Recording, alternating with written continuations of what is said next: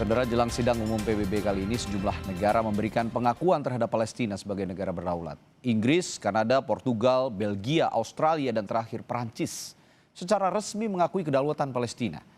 Pengakuan terhadap negara Palestina diumumkan Presiden Prancis Emmanuel Macron saat berpidato di forum pertemuan tingkat tinggi di PBB yang membahas solusi dua negara Senin kemarin. Prancis juga mendorong solusi dua negara untuk menyelesaikan konflik di Timur Tengah. Pengakuan Prancis menambah jumlah negara yang mengakui Palestina sebagai negara berdaulat. Dengan pengakuan dari sejumlah negara jelang sidang umum PBB, kini negara yang mengakui Palestina telah melebihi 150 negara. Le temps est venu. C'est pourquoi, fidèle à l'engagement historique de mon pays au Proche-Orient, pour la paix entre le peuple israélien et le peuple palestinien, je déclare que la France reconnaît aujourd'hui l'État de Palestine.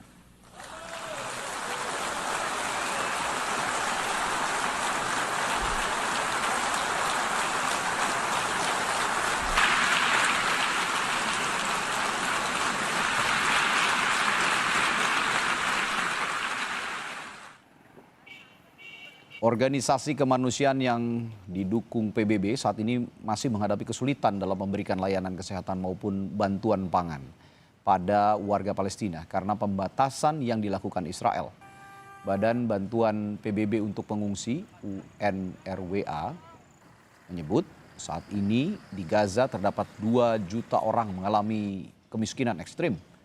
Dari 22 pusat kesehatan UNRWA, hanya 4 yang masih beroperasi.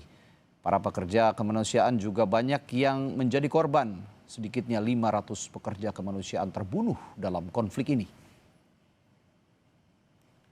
The challenges of providing aid in the Gaza Strip are enormous. We are trying to meet the needs of more than 2 million people in one of the most difficult and dangerous operating environments in the world.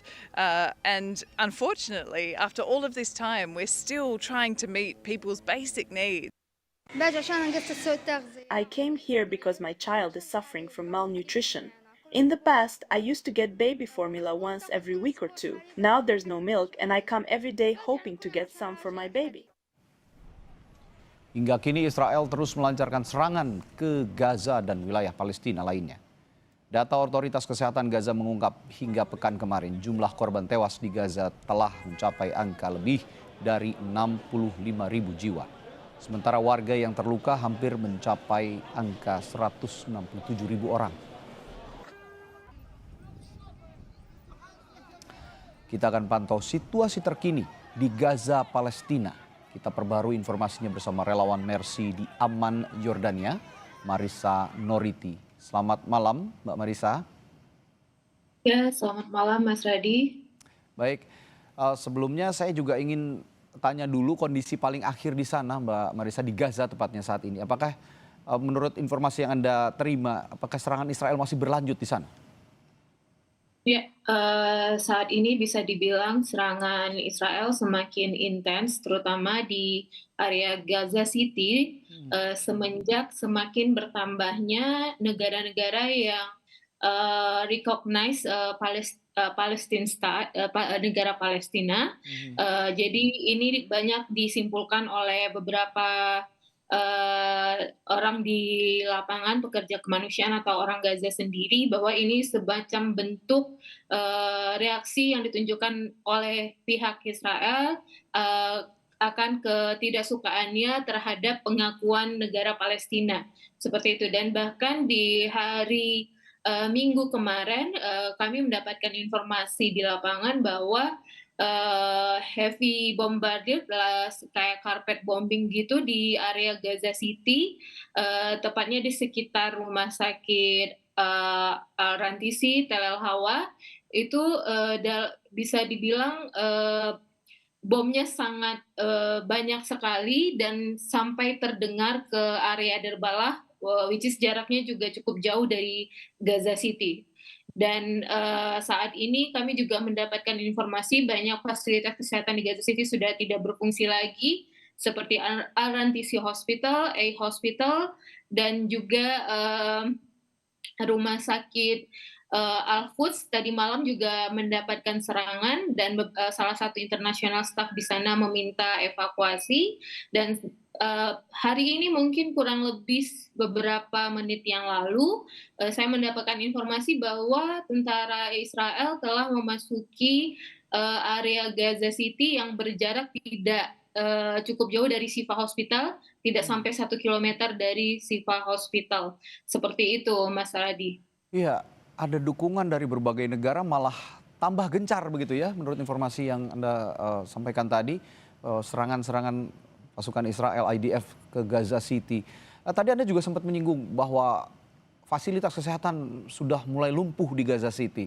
Lalu bagaimana penanganan kesehatan di sana? Sedangkan di sisi lain kan sebenarnya banyak bantuan yang ingin masuk ke Gaza, namun sangat-sangat terbatas untuk bisa masuk ke wilayah Gaza City. Bagaimana kondisinya?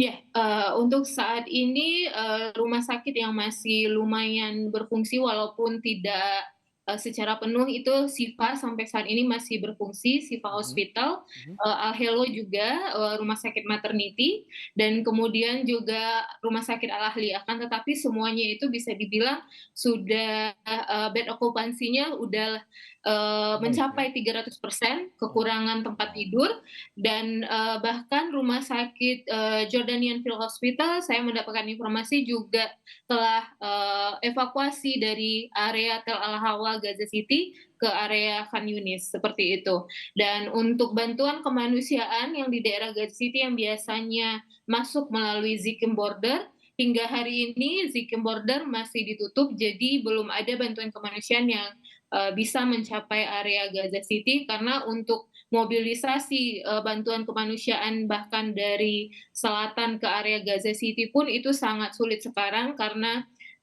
cukup banyak juga warga Gaza City yang mencoba mengungsi ke area Gaza Selatan dan itu mereka untuk jarak yang tidak cukup jauh mereka menghabiskan waktu 15 jam di perjalanan dan juga mengalami banyak kesulitan setelah mencapai area di bagian selatan karena saat ini sudah sangat padat, sangat sulit mencari lahan untuk mendirikan tenda dan banyak dari warga Gaza hanya tidur di jalanan tanpa menggunakan tenda karena mereka tidak bisa mendapatkan lahan, kalaupun lahan yang ada itu biayanya juga mahal.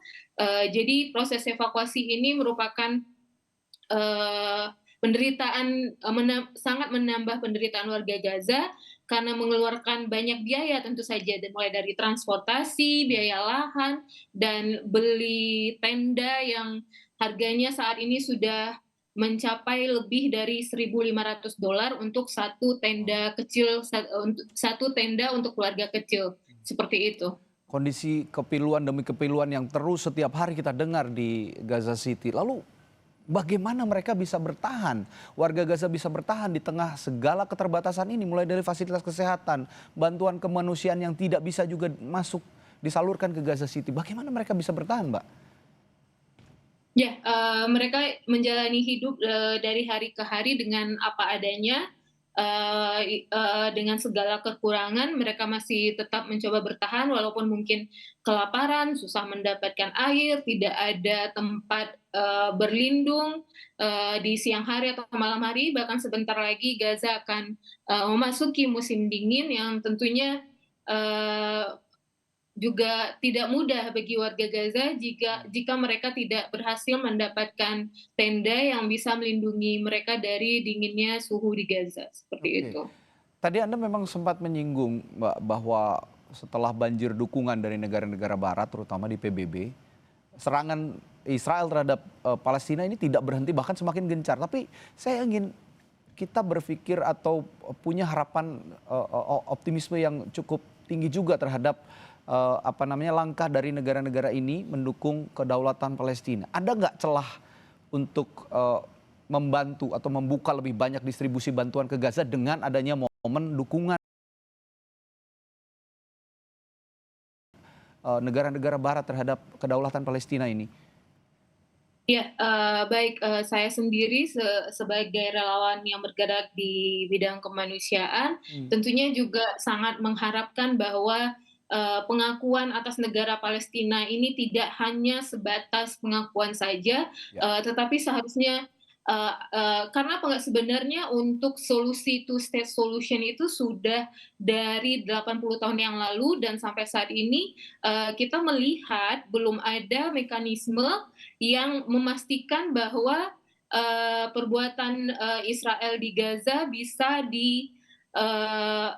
dipertanggungjawabkan melalui, international law dan bahkan bisa dibilang belum ada mekanisme yang bisa menghentikan genosida di Gaza hingga saat ini.